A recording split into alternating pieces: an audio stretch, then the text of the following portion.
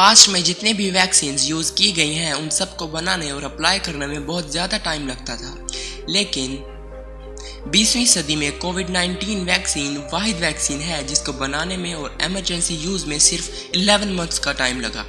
इतनी ज़्यादा quick speed का एक सीक्रेट है, वो सीक्रेट है मैसेंजर आरएनए वैक्सीन। इस वैक्सीन की वजह से हमारी बॉडी सेलुलर मशीनरी यूज करके एक इम्यून रिस्पॉन्स तैयार करती है जो हमें वायरस से बचाती है बगैर इन्फेक्शन को एक्सपीरियंस किए। फ्यूचर में इस टेक्निक की वजह से हम बहुत सी बीमारियों के पैदा होने के फौरन बाद ही हम इनका इलाज फाइंड कर सकेंगे। तो असल में ये वैक्सीन वर्क कैसे करती हैं?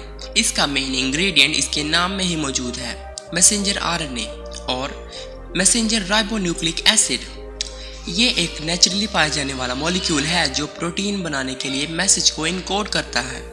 इन मैसेजेस को डिकोड करके राइबोसोम्स इंस्ट्रक्शंस को फॉलो करके न्यू प्रोटीन बिल्डअप करते हैं और वैक्सीन में भी ये मैसेंजर आरएनए सेम तरह से काम करता है।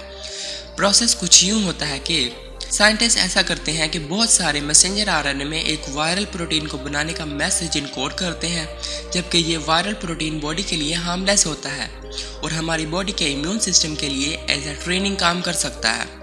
फिर वो इस मैसेंजर आरएनए को नैनो पार्टिकल्स में इंजेक्ट करते हैं जो कि एक सेल से 1000 गुना छोटा होता है। ये नैनो पार्टिकल लिपिड से बना होता है। लिपिड्स वो मटेरियल है जिससे सेल की मेम्ब्रेन बनी होती है।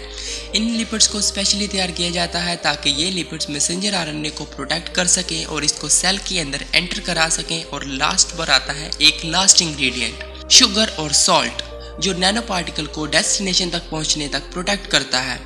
यूज करने से पहले वैक्सीन को -20 से -80 डिग्री के टेम्परेचर पर रखा जाता है ताकि कोई भी मॉलिक्यूल ब्रेक ना हो जाए। जैसे ही इंजेक्शन लगाया जाता है नैनो पार्टिकल्स डिस्पर्स हो जाते हैं और इनका जर्नी स्टार्ट हो जाता है। वैक्सीन में मौजूद लिपिड सेल की मेम्ब्रेन पर अटैच होकर मैसेंजर आरएनए को सेल के अंदर रिलीज कर देते हैं ताकि ये अपना काम कर सके। इस पॉइंट पर हमें ध्यान रखना होता है कि जो वैक्सीन है वो अपनी जेनेटिक मटेरियल के जरिए डीएनए को चेंज कर सके। मैसेंजर आरएनए एक शॉर्ट लिविंग मॉलिक्यूल है, इसीलिए कुछ एडिशनल एंजाइम्स की ज़रूरत होती है ताकि वायरल जेनेटिक मटेरियल हमारे डीएनए को चेंज कर सके।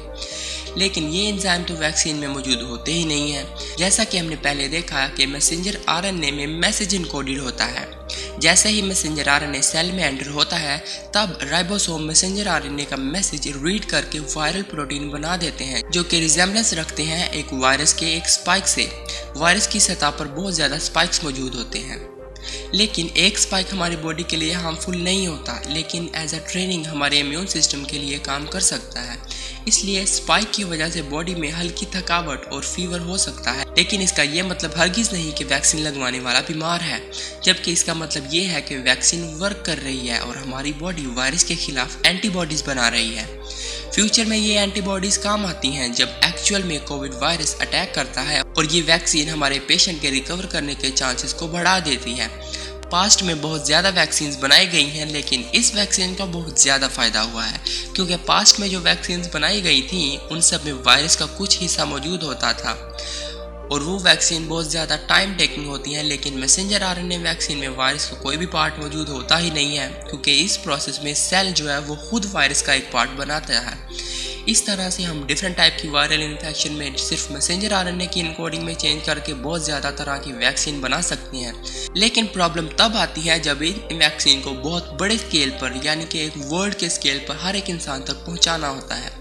The world is a never-ending fight against viruses, but vaccines are the tools to fight against them. So stay safe and be happy.